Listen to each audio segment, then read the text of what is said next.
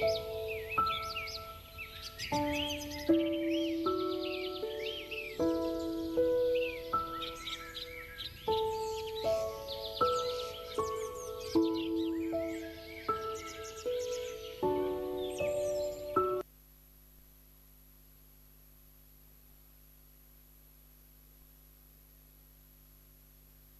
the biggest risk is not taking any risk.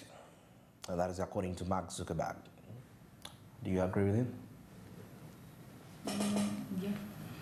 The biggest risk is when you don't take a risk. Exactly.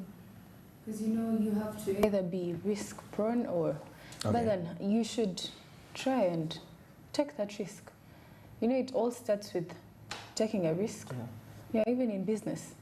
Go there when you have to take those risks. Either the outcomes are going to be good or bad, but then hope for the best and do it. Okay. Absolutely, absolutely beautiful in there. And of course, somebody in there stated that when you're starting a business, the first thing that you should plan for is paying taxes. How are you going to be paying the taxes? For maybe... Because like you mentioned something and you say that that could be applicable to certain environments, but in a country like Uganda where we have high degrees of tax evasion, no one might think about that. But then at the end of the day, it will affect the pricing. Yeah, maybe. Yeah, maybe. The pricing. Yeah, the pricing. It could come in that way. Beautiful. Beautiful in there. Now, maybe just boost up a little bit on that discussion to add on to some little bit of quotes here from renowned people. Some may not be particularly business related, but of course they have a business. Everything in life is about business. And we learn from other perspectives and implement the business in there. Now, somebody here says that in the world that celebrates noise, the quietest room often holds the most power. But anyway, I think I've done that before. Now, the caterpillar that dreams of becoming a butterfly does not fear the change, it embraces it. The caterpillar that doesn't fear to become a butterfly. From butterfly to caterpillar, right? So, why do you think the writer of this says that the caterpillar that doesn't fear to become a butterfly? I feel, to me, I feel like from the caterpillar side, it might sound like from the caterpillar stage, the butterfly stage, the caterpillar stage might seem a little bit superior in terms of composition, in terms of strength and influence, because people fear caterpillars by nature. So I'm trying to imagine what the caterpillar would feel like. People fear me, so I can run away. But then at some point in life, I'm gonna get out of this state and be a butterfly. Butterflies are light. They don't. No one can run away from a butterfly. So, but it's part of the change. The advantage is that you're gonna be flying up there. So, just need to adapt to the change, and then you could adapt to the change, and you're good. Okay, beautiful in there. And of course, plant seeds of kindness and water them with compassion and watch your business blossom with unexpected connection. Yeah, of course, that is key. Then, of course, what do we really get from this is that focus on building genuine relationships and not just transactions, and you will harvest a community that fuels your access in unimaginable ways. And don't be afraid to break the mold. After all, the most powerful flowers blossom in cracks in the pavement. Of course, somebody here says that be the disruptor, the outlier, the one who challenges the status quo, innovation, which often lies beyond the unexpected from that. All right, that is it for our inspirational moment. And now heading back to our talk discussion, that is, we're talking about the entrepreneurial spirit. Yeah. What does your report reveal to you regarding that entrepreneurial spirit amidst the crunch in Uganda? Here they say Uganda boasts a vibrant entrepreneurial spirit characterized by resilience, creativity, and innovation. Now, the country has a growing number of entrepreneurs across various sectors, from agriculture to tourism and technology and small-scale industries. Okay. Now, when they talk about innovation, I think it's true. Remember when we had COVID-19? people came up with masks, mask making. What happened to that innovation? Yeah, if I may people, ask? it was so fast. The shields, we had mask shields, is it? Yeah, many Then shields. the masks. So there was no need to import these masks from wherever, China or what. People started making them. We had masks that were colored, masks that were made out of clothes, and okay, you could see the spirit of innovation. Yeah. Then talking about the difficulty in transportation, our infrastructure, goodness, our roads. Some railways are not even functional in this country, but still people are still trying their level best to see it that their businesses are up there. They still try and maneuver through with all these challenges and hardships. People are still coming up with new ideas. And by the way, talking about technology, we've adopted to the new trends. You've seen people use the e-commerce apps. And Exactly. yes, so we're trying to get there. Despite the challenges in the country, we still get up there. Oh, very remarkable, interesting in terms of innovation. But you see, there is something in here I'm thinking that, like I said earlier, that sometimes the innovations that are birthed out of a crisis, it's compared to, okay, I can compare this to you thinking of making a quick umbrella because the rain has gotten you off guard. Yes. Is that umbrella sustainable? In most cases, it's not, because you just got everything that was available to cover your shelter. Now, because when you're looking down in here, most especially for the innovations, you know, there is an Indian term called jugad. Jugad. It's an Indian term which calls for making more from less. Okay.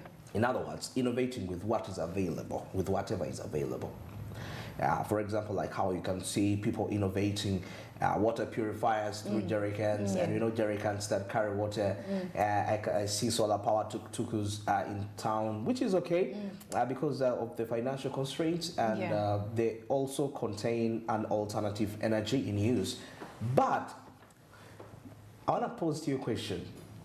I don't know what you think, but should we call that innovation or surviving? For the case of Uganda. Because the biggest question in here is that, can these innovations stand a test of time? Okay. With first of all, talking about whether it's an innovation or they're trying to survive. Yeah. I feel like it's an innovation.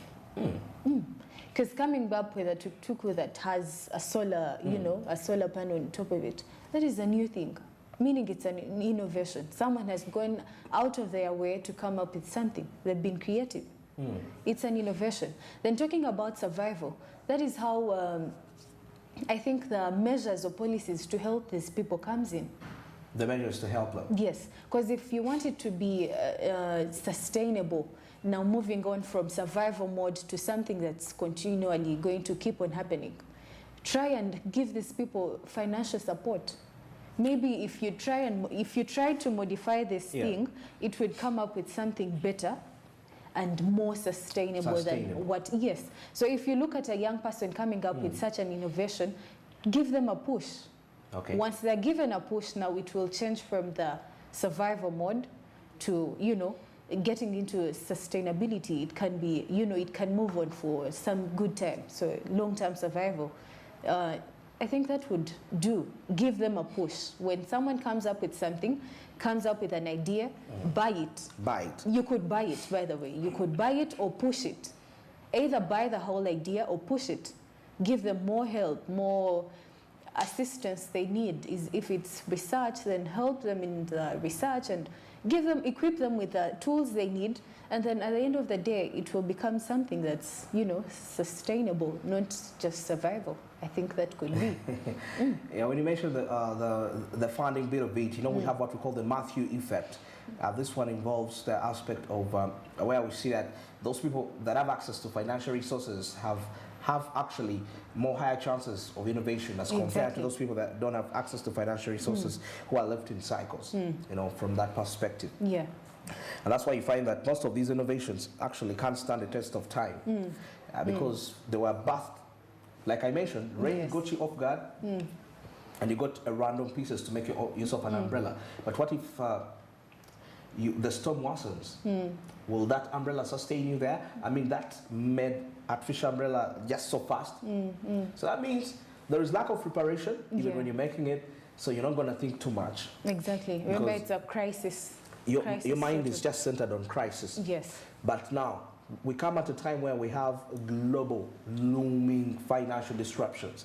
And the innovation can't stand it in any way. And I feel like that's a huge challenge we are facing in our country. Most of the innovations are actually running from that perspective. You know, people, they cannot stand a test of time, because out in a crisis, you're thinking of surviving for today. You can't have time to think about to stand tomorrow. Now, the biggest picture is, other than having umbrellas, all these aspects, why don't we have stronger shelters? I mean, calling for sustainable innovations. Yeah. So, to me, it brings me to a point of trying to examine, and that's because there was a big issue which was raised some time back, where they were saying that why can't Ugandan innovations survive for long?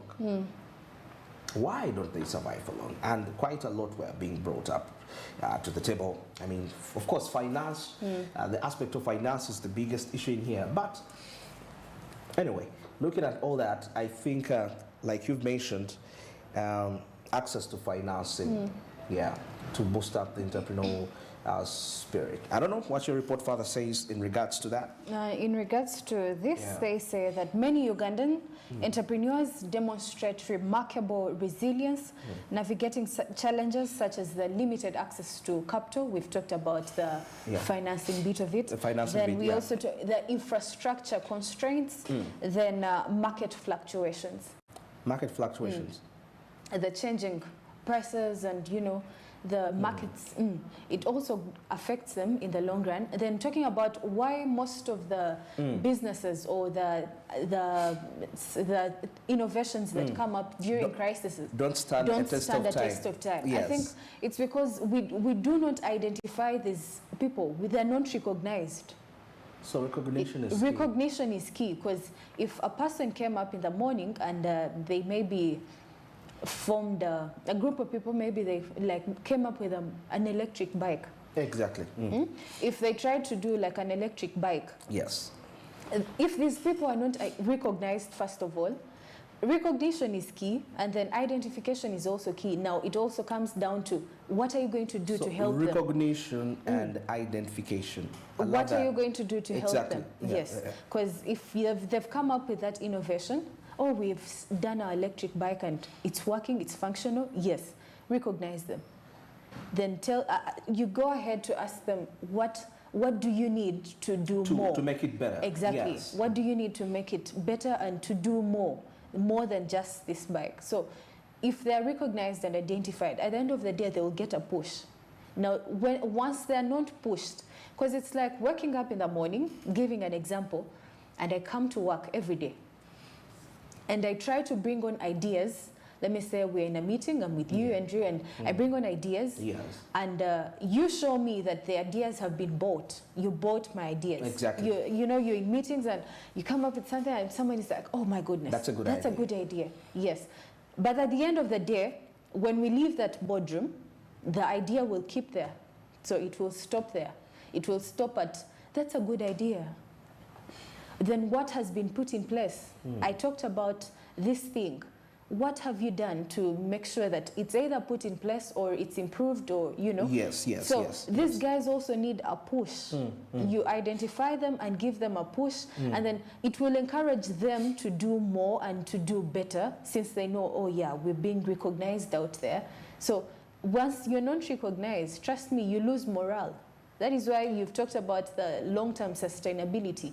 I'm not going to wake up every morning to come up with ideas and I tell you and they just stop there. Trust me, I'll lose morale. You lose I would say the gas. The guts, Yeah, everything. So I absolutely. That is why most of them are not sustainable, because at the end of the day, you come up with something, you're not appreciated, you're not, given that push that you need. Because in most cases, these young people come up with things, with new ideas. They create new ideas in order for them to be identified. Yeah. And recognized, because they know, oh, once my idea is brought it's out there, obviously I'll get some funding at the end of the day. And now with these funds and that's like a morale booster to carry out more. So I think we need to recognize these people, and once they're given a push, both financially, physically, mentally, you also help them to do their research, then we're able to. Research, very key and important aspect. Yeah, because the bigger picture in here, when I was interacting to some of the is an innovation expert at Innovation Village, is the leader of startups. I think it's not as of now. Was mentioning something about, I always challenge the innovators, can that innovation solve the problem when it actually happens? Oh, it's about innovating this perspective, and you feel like I'm an innovator, and that's why the key aspect is that the financial crisis that we go through as a country, Uganda, despite the factor of saying that they try to raise our entrepreneurial spirit, the kids, the innovations that are birthed a little bit lame, can I call them lame kids, a kid that is born deformed. Probably they're more like miscarriages, because we are too fast to put it out there, because we are hungry for a solution, which is good. But in our state, in terms of intellectual and research, available research, we lack a certain, there is a small hint that lacks in there to be that. And that's why most of our innovations are not even we ourselves don't consume them. Yeah. Away from them not just developing that. But that doesn't mean that the entrepreneurial spirit should stop. It should keep on that way. Now, in here, where we see some aspects as a result of the spirit of entrepreneurship amidst the crunch, we have issues that to do with credit, sometimes because of that hunger for a solution, and you want to expand, think of an innovation, and you need a certain amount of money. You find yourself, you're getting a loan to clear something, and you get this loan, and you find that this innovation is still not yet to the standard, yet you've already obtained a loan. So what is that going to lead to? And defaulting on the loan.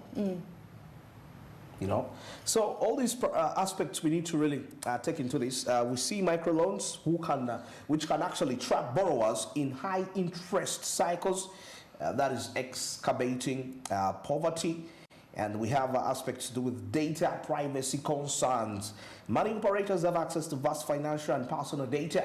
That is raising concerns about misuse over this data and the manipulation at the same time. Data manipulation. They manipulate your financial data and all that.